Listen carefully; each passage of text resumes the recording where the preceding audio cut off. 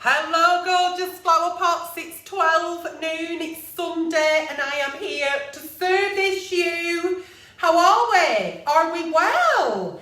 Give me, what have I got in my pocket? Give me a like, give me a love, give me a share. Let me know where you're watching me from. Are we all okay? Hello. Good morning, good afternoon and good evening, wherever you may be watching me from in the world. Haven't things been exciting on your Auntie Nellie's Facebook page this morning? So I announced that I was going for my vaccine. The vaccine I have been for. Can I just say, it is personal choice, okay? It is not an advertisement. I have not been paid by anybody to promote the vaccine. It was my personal choice to have the vaccine. If you have the vaccine or if you don't have the vaccine, that's absolutely fine. But please, please, please, don't be forced to do it. Don't be scared to do it. And don't not do it because you've listened to fake news. Do your own research like I did. I am still shielding, even though I've had the vaccine. I did in my left arm. Nothing's happened. It just feels a little bit warm at the injection site. Didn't feel the needle going in at all. It was lovely. It was a really, really safe procedure, all done and dusted and home. I have got some Lucozade in and some paracetamol just in case. But up to now, we're only done a couple of hours ago. I feel absolutely fine. And what I will say to you is, don't let anybody make that decision for you. I made the decision because if I was to get COVID, me having chronic brittle asthma, it could be fatal, could be. So I have taken the vaccine to hopefully prevent COVID being fatal for me. That's my choice, okay?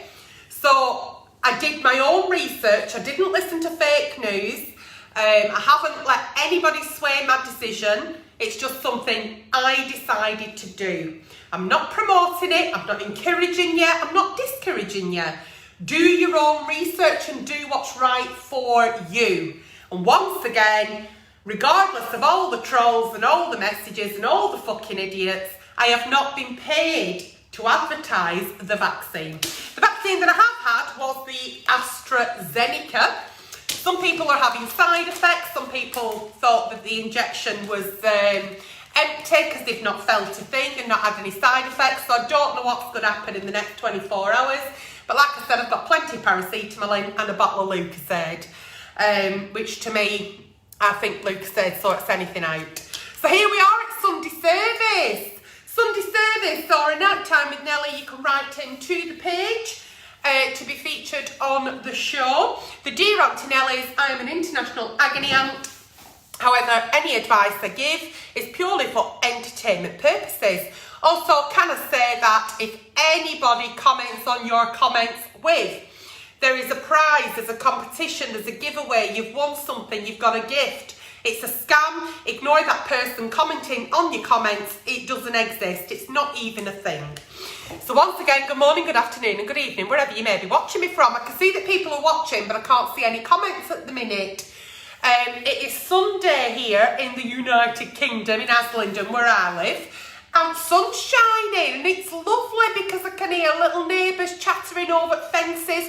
I've even seen that somebody's put the washing online. How exciting is that?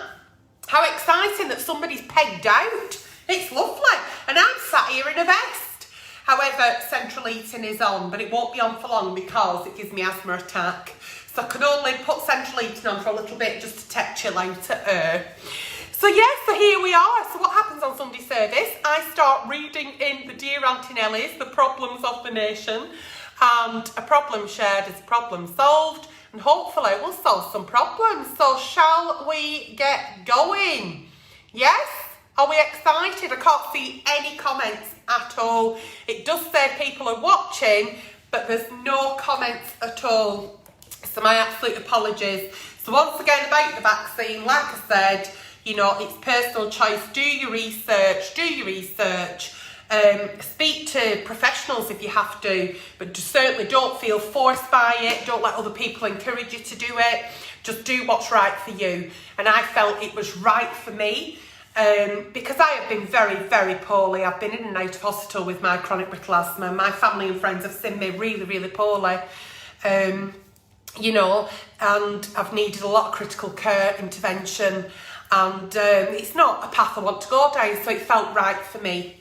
That might not mean it's right for you, and once again, that's fine. So I haven't done it because I want a COVID passport so I can go on my holidays or I can go night clubbing and all this nonsense that's going on at the moment. I've done it purely for me, for my health. But I can still catch COVID, I can still pass COVID on, so I'm still staying home, shielding, as is what government advice is, and staying safe. Let's move on. I have been with my partner for 2 years now, Auntie Nelly. I'm 33 and he's 40. And he has 3 girls from his ex. I love him. COVID-19 has obviously restricted a lot of relationships, and it has ours. But I just don't know if love is enough anymore. I'm finding myself getting angry, irritated and just upset about so many things. Little things not even particularly important. He hasn't worked for 18 months and not sure when he will return due to ill health. I pay probably for 95% of things, including clothes, food, rent and bills. I run around doing everything. I work full time. Things feel like they never end. I can't do much socialising due to COVID, and I just don't know if I've got anything to look forward to, and even if I did, I'd have to pay for it. I feel tired and drained all the time. I'm just so disappointed and upset because I feel like I've put so much into this relationship, but I'm not getting anything back. Please help. So, been together for 2 years, so yeah, COVID has been a shitstorm for a lot of relationships. I think it shows you how strong you are as a couple and how much is actually there, how much love and how much you're in love and what you're willing to go through and what you're willing to accept. Your partner's not working due to ill health, so you feel like you're the main breadwinner. You feel like you're running around like a bloody blue arse fly.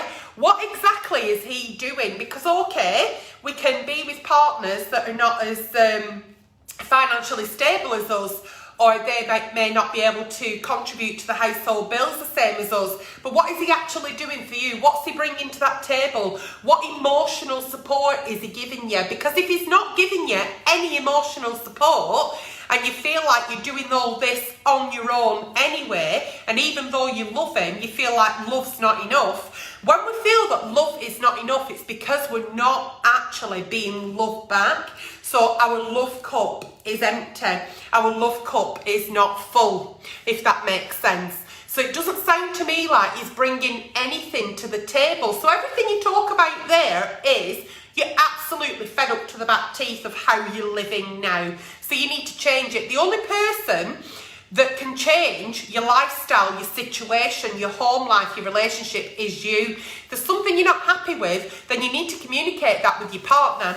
And I don't think I would go down the financial side of it and say, well, it's because you're not working and, you know, that doesn't help. But if this man's got health problems and he can't work, that's how it is, that's your bag. But what else could he do and what is he not doing? And if he can't do that and he can't fill your love cup, then it's the end of the relationship because you're getting absolutely nothing from this relationship. And even though relationships should be 50-50 give and take, and sometimes a 70-30 or 80-20 depending on circumstances, it depends how strong that love is. Many relationships have ended during COVID, including mine. My relationship didn't last in COVID.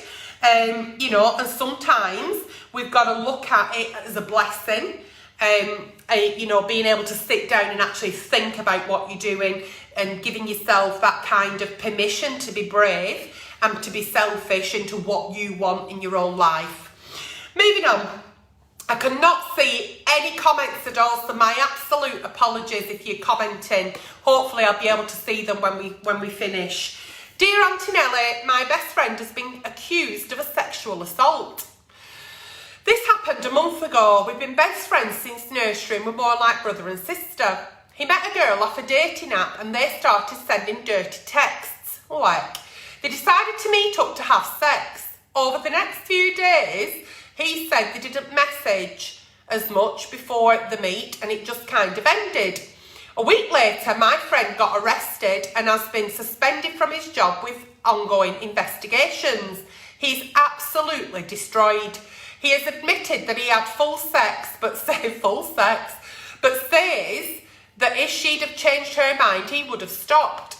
I believe he would never force anyone to do anything. I believe my friend, but have doubts as it's such a horrific thing for a woman to lie about. How do I support him? What do I do?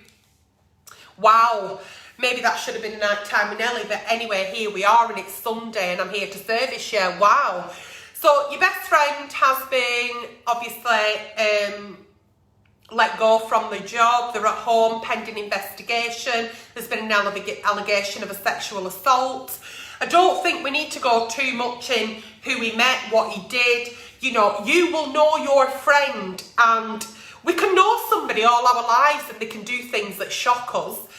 So I wouldn't actually be going down thinking, why is this woman lying? Why would she lie? Does that mean that my friend's lying? Or, you know, I would just concentrate on your friend, innocent until proven guilty. Absolutely, I would go with that. This is your friend and we don't know what happened that night. It's her word against his word against hers. But I would let the law enforcement people deal with that. That's not for us to judge. We are not judge and jury. That is your friend and your friend is destroyed, as you said. So you stand by your friend because you've been friends since you were little, since nursery is like a brother to you.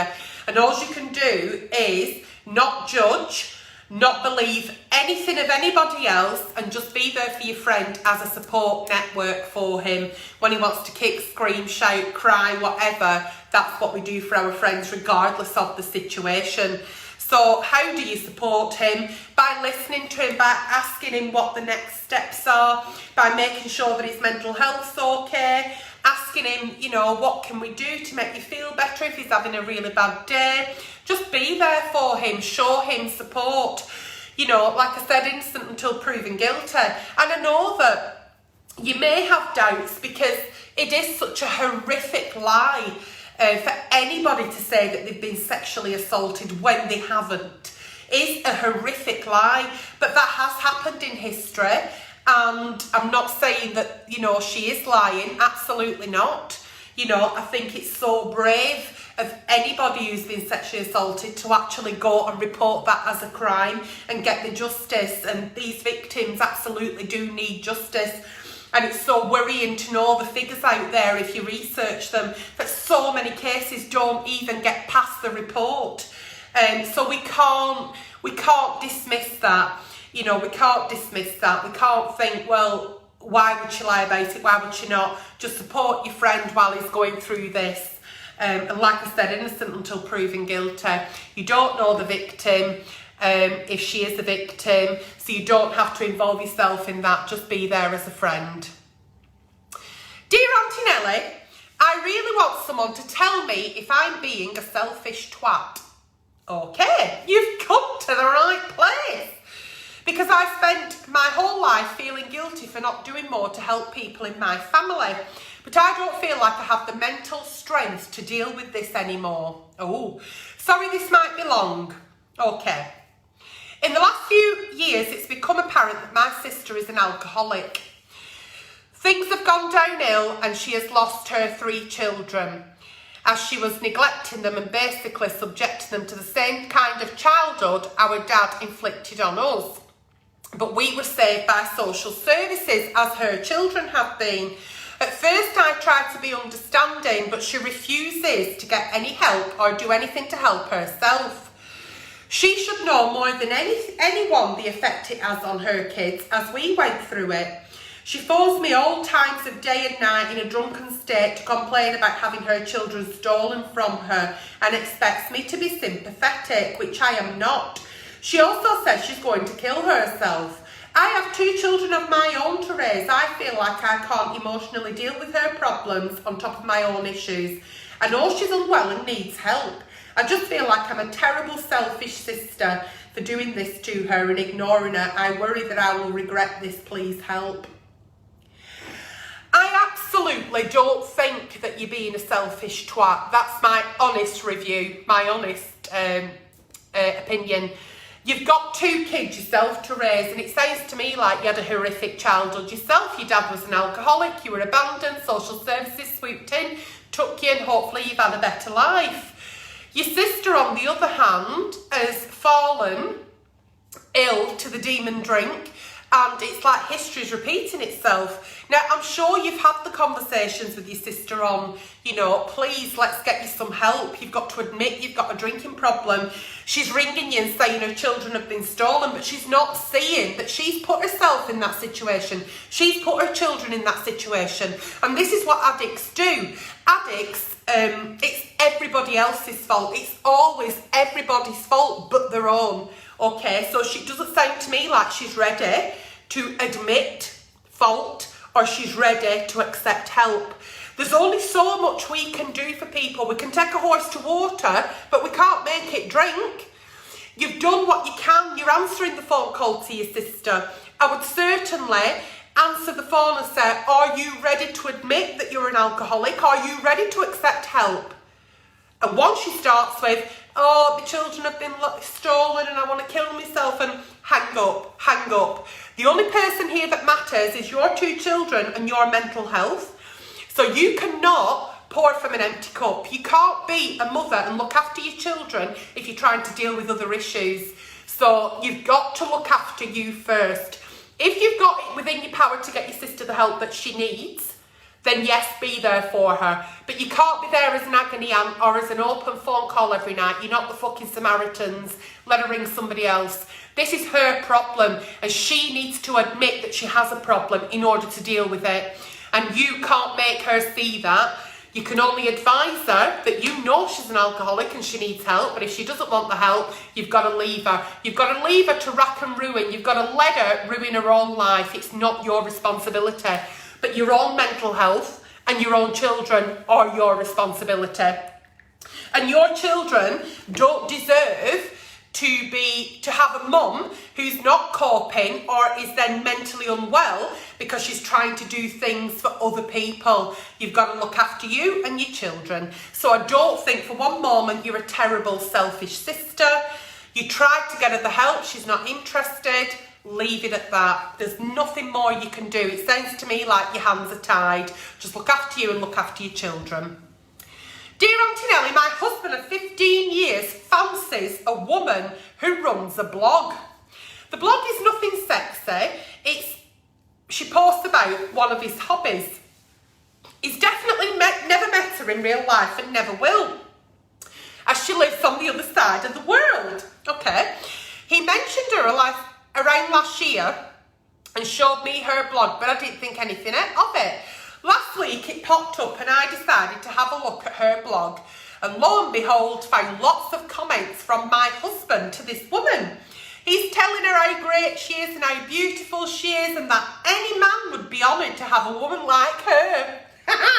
Also, how he worries and how he misses her if she doesn't post for a day. It made me feel sick. I just feel this is so unlike him, and it's so over the top, it's embarrassing. I told him I'd seen the comments and he got all defensive and denied liking her.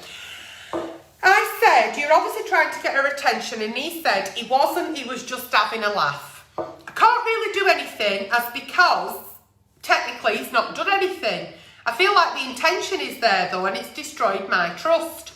Since we spoke, he's toned down the comments, but he's still complimenting her every day.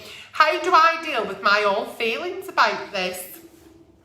Sounds to me like your husband may be going through a midlife crisis. Some men get motorbikes, some men grow their hair or beards or start wearing skinny jeans. And he's obviously got this fascination with this person online who writes a blog, and he's found her from, you know, a hobby that he may have taken up in lockdown, his attention. He's obviously got more time on his hands, and he's seen this woman who has a similar interest to him, and he's got a little bit of an infatuation. I'm not saying that that's right or wrong, but what I'm saying is, if that's making you feel like it's uncomfortable behaviour from your husband, then you've every right to question him about it. You've every right to tell him that, you know, your comments are really over the top. You know, you're trying to get this woman's attention, and it's really making me feel like I can't trust you.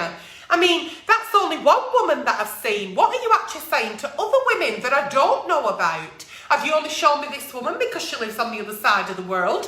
What are you saying to Vera, who lives 3 doors down? You know, have the conversation. Tell him that it makes you feel uncomfortable. Because if you don't, he will continue to do so. He will continue to do that. You know why? Because you're allowing him to. You are allowing that behaviour. Now, you could tell him all this, and he could think, oh, I'm not asked about what you think, and then that's disrespecting you. And not just as a trust gone then you're going to start feeling a little bit bitter, a little bit jealous. You know, this is going to evoke a lot of feelings. So definitely validate your feelings, and definitely speak to your partner about them sooner rather than later. Our partners can turn around and say, you know, I really fancy... Who could they fancy? I'm just trying to think. Oh, I really fancy Holly Willoughby. Oh yeah, like she'd ever want you or whatever. You can have all those conversations with your partner, but your partner's actually trying to contact this lady on a daily basis, and you've literally seen the comments, and he's overstepping the mark. And that's what you need to explain to him. I don't mind you finding people attractive. It's what makes the world go round. We're all allowed to window shop.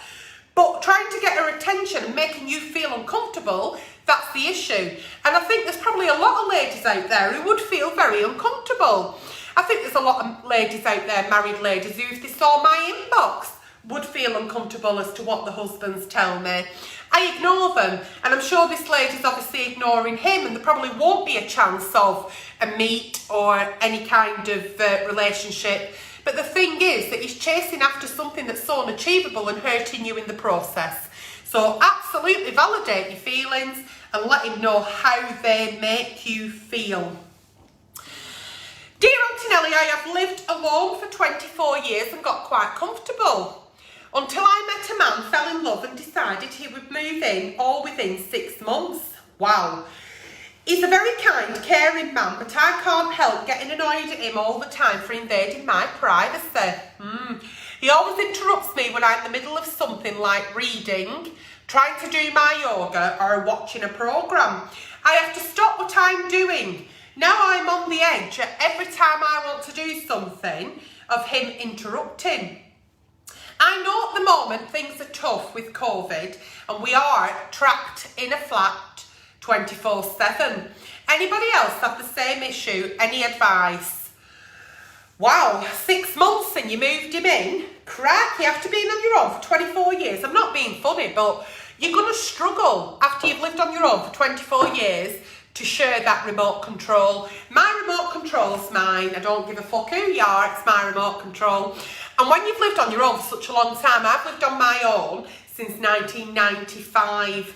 I am extremely selfish, and that's why my relationships don't work.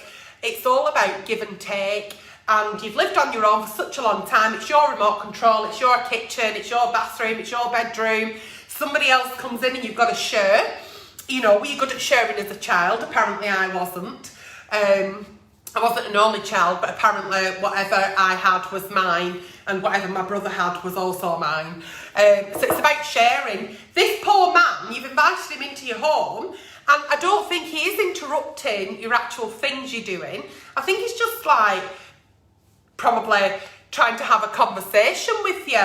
But if you do feel that you need alone time, and we all do, you know, when you've been in relationships, you know, there might be weekends where you think, I love you and I really enjoy spending time with you, but this weekend I just want to spend a bit of time on my own.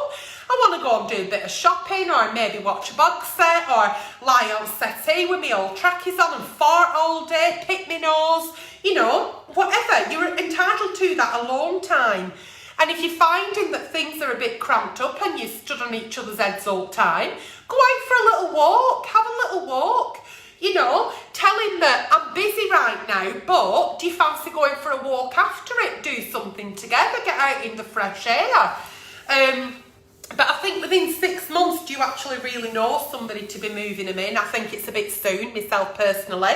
But I'm not the best to give advice like that because I've lived on my own forever and I struggle to commit and share, and I struggle to, I don't know, have anybody around me constantly. I think somebody coming on a Friday and leaving on a Sunday's okay, but any longer than that, and I need them to go then. I need everything back. I need to be on my own again. And I think that's what you need. I think that's what you're struggling with, the fact that he's not going, is he? You've moved him in, he's stopping. He's actually stopping. He's not going anywhere. That's his house now. So you've got to change your mindset. He's not going, is he? It's not like you're not looking thinking, yeah, he'll be gone in an hour. Can get everything back to normal. No, that you've made the decision that you're going to live together, and maybe you did it in haste. Maybe you did it because you're in lust, infatuated. You had the love drug running through your body. But it's reality of it now is that, yeah, if you've moved him in, he is there all the time. Wherever you turn, he's going to be there. And if it's only a little flat, you're in kitchen and he's in lounge, there's every chance you're going to see each other within 3 minutes, isn't there? So I think, you know, you've made your bed and you're going to have to find a way to fucking lie on it, really. But yeah, there's no reason why you can't have that alone time should you need it. You know, go into the spare room, go out for a little walk, clear your head and come back with a different mindset. God, I can't imagine living with anybody. I really can't. Could even be fucking Tom Hardy. I'm not interested. Okay, dear Auntie Nelly, my 10-year-old daughter is constantly nagging. Oh, I've just spat everywhere. My 10-year-old daughter is constantly nagging me to shave her legs. Oh, she says she doesn't like them being all fluffy and wants them smooth. I'm shocked that she is even asking. She seems so young and I've never even thought about this sort of thing at 10. I told her she is too young, but now I'm thinking, what if it's really bothering her? Should I let her? Has anybody else had their daughter ask them? I can't see the comments. At this age, and did you let them? Okay, so I haven't got any body hair, okay? My body hair on my body never grew. And my mum took me to the doctors when I was about 14. And the doctor said, well, she's just not got any body hair, everything's fine. And my mum was like, can she still have babies? Yeah, obviously my daughter will be 26 in October. But I've never had any body hair. Along came my daughter, and believe me, my daughter could shave her armpits in the morning and they'll be back by night time. Good God, is that child hairy? I think Olivia was at high school when she first started shaving, and the only thing that I did was, you know, I want to start shaving or whatever it may be. I think I remember just teaching her how to do it safely and correctly, even though she didn't really see mum doing it, because I've never had to shave anything on my body because I haven't got any body hair. I really do believe that all the hair that should have grown is all on my fucking head. That's why I get called Hagrid a lot, because I have got a lot of hair on my head. So yeah, so I've never had the privilege of shaving, but also have the conversation with her and say, why does it make you feel uncomfortable to have body hair? It's normal. There's people in this world that don't shave at all, such as like my aunties in Italy. It's not a big thing to have armpit hair. You know, Julia Roberts and Angelina Jolie have all walked the red carpet and shown body hair. You know, so have the conversation, make sure that she's not feeling peer pressure. And if you do go down the road of she wants to shave her legs and you feel that, yeah, okay, it's going to make her feel better, make sure she's doing it safely, and show her how to do it in a way where it's safe and she's using the correct stuff. You know, she's not using dad's big razor and cutting herself to shreds. I don't think there's a right age for that at all, because people, you know, people's body hair, people's way that the bust is, you know, things like that, you know, when they want to wear a training bra, they, you know, she wants to wear a bra, her friend's wearing a bra and she's not ready. However it makes that person feel is more important than the age thing, okay? So if it is a case of it's bothering her, just show her to do it safely, okay?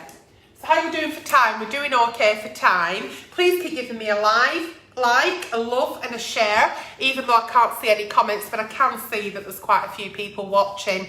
So wherever you're watching me from, thank you. It is delightful to have you here. Dear Auntie Nelly, how do I stop myself getting mad at people over little things? I tend to cry when I get mad, and this feeling has been going on for some time. I don't understand why I get mad, upset so easily. I'm super sensitive. Excuse me. And I had a pear this morning. I absolutely love pears. They're my favourite fruit, but good God, do they repeat on me. I'm super sensitive and I've lost friends, and some of my family no longer speak to me because of the things I said when angry that I didn't mean at all. How do I stop being like this? Well, you've got a rationale here. You know that you've said things you shouldn't have said when mad and angry. You know that you've lost friends and some family members no longer speak to you because of things you said when you're mad and angry. You're also not in control of your emotions when you're mad and angry. So why do you do that? We don't know. But we do know that when you're mad and angry, that the next stages are you're either going to say things to people and upset them, you're going to lose people out your life because you didn't mean it and you've been nasty.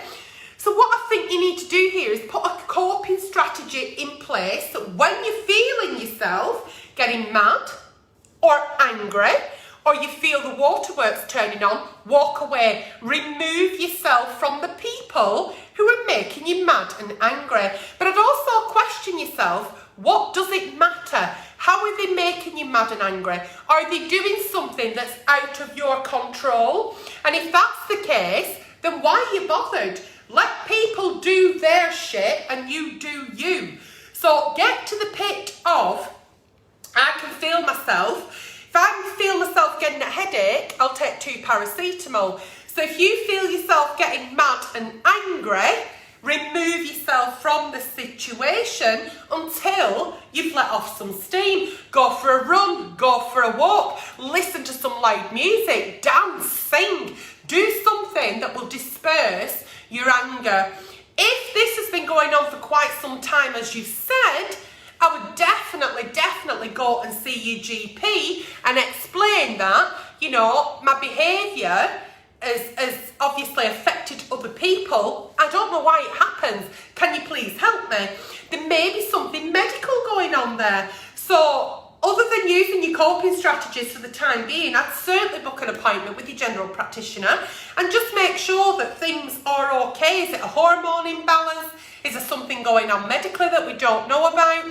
Get to the bottom of it and never be afraid of apologising, because we all say things we don't mean when, you know, when we're arguing, when emotions are high.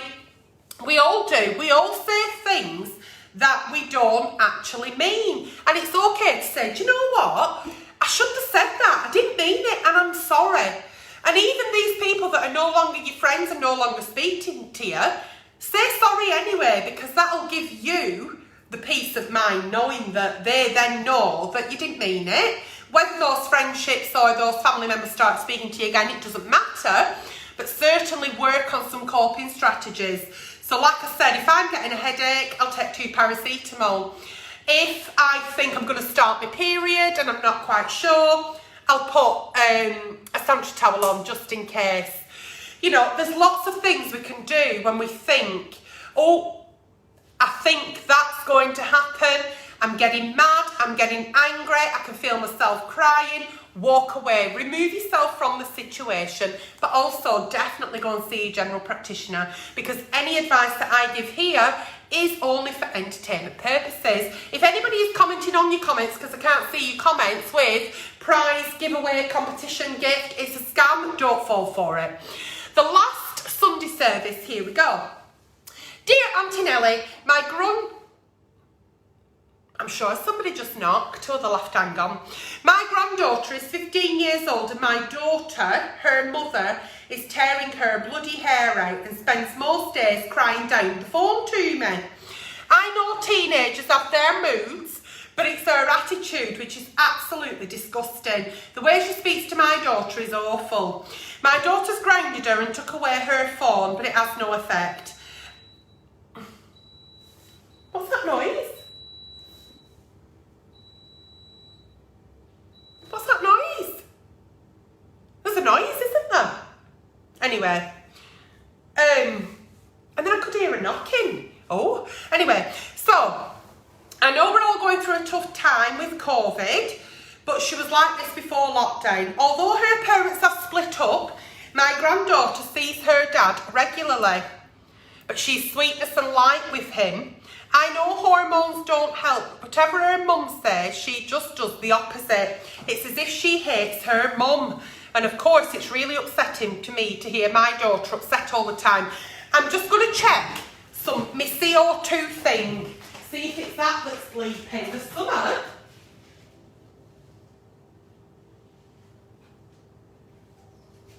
Is it that? Carbon monoxide alarm? No, it's not that. No? I heard a beeping. Did you hear a beeping? I'm obsessed with that CO2 thing. I check it every day because you just never know, do you? Right, teenage girls and the gob.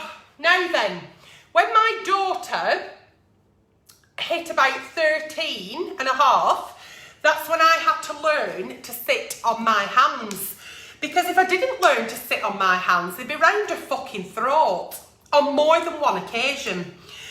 Two girls living in a house with hormones racing. Yeah, it was sometimes a recipe for disaster. And it is her attitude. Her attitude. Your daughter will be the worst parent in the world. And when you said she acts like she hates her, oh, if I had a penny for every time Olivia told me she hated me as a teenager, I'd be a fucking millionaire. I'd be an absolute millionaire. Because isn't it what we do? I've never done it to my mother. Absolutely not. I'd have been fucking pasted. But I've never hit Olivia. I used to get pasted all the time. But we live in a different world now. We live in a different generation. She's grounding her. She's doing the things that, right, you're grounded, you're not going out, right, you're not having your phone. She don't give a shit. How long has your daughter and your husband's been split up for? Is she rebelling about the fact that mum and dad are no longer together? Has she got this, dad on a pedestal and thinks something might be mum's fault? That can sometimes happen. So, when teenagers are going through a rebellion stage, I would certainly, rather than grounding her and taking her phone off her and hating this child and crying down the phone to you about it, I'd be sitting her down and saying, you're pretty shitty at the minute. What's going on? Is it because me and your dad are no longer together? Do you miss your dad? Why are you so good to your dad but you're not to me? Explain to the child maybe why the divorce happened, they're no longer together. Maybe that's her way of getting some kind of attention from mum. Maybe she's mad at mum for something and she doesn't know the real story of the breakup. To me, when Olivia was going through what she was going through as a teenager, it was hormones, absolutely it was hormones, and everybody else's mums were so much cooler and trendier and brilliant, and I wasn't. And we did butt heads a lot, but within a few years, she was my best friend and she still is to this day. You do get through it, and it's hard for teenagers. We tend to point the finger a lot at teenagers and say, oh, the youth of today, but it's not easy. It's not easy being a teenager. If you look back to when you were a teenager, we may not have had the Instagram models to live up to or the social media, but it wasn't, an easy time. Your body's doing things that you're not quite sure of. You've got bits sprouting here, there and everywhere, and your friend looks a certain way and you don't quite look that way, and then you've got your hormones raging and you've got zits on your forehead and you've no motivation, or some days you have, or there's a lot going on for teenagers, especially now during lockdown, as you say, so maybe emotions are heightened, maybe they're spending a lot more time together than they normally would.